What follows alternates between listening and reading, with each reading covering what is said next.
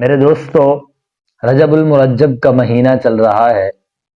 اس رجب المرجب کے مہینے میں یوم وفات حضرت امیر معاویہ رضی اللہ تعالی عنہ کا 22 رجب کو یوم وفات کا دن ہے۔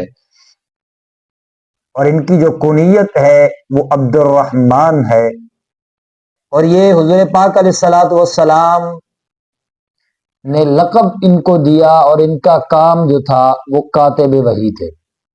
یعنی یہ حضرت امیر معاویہ رضی اللہ تعالی عنہ کو شرف حاصل ہوا کہ جو اللہ سے چیز آتی، یعنی جو اللہ سے کلام آتا حضور کے پاس پہنچتا، پھر حضور علیہ الصلوۃ والسلام حضرت امیر معاویہ رضی اللہ تعالیٰ عنہ کو بلوا کر لکھاتے۔ کاتبین میں سے سب سے پہلے حضرت زید بن ثابت رضی اللہ تعالیٰ عنہ ہیں، اور دوسری شخصیت وہ حضرت امیر معاویہ رضی اللہ تعالیٰ عنہ ہے۔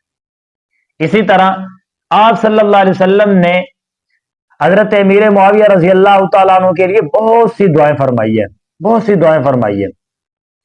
یہ وہی امیر معاویہ رضی اللہ تعالی عنہ ہیں جن کے بارے میں حضور نے فرمایا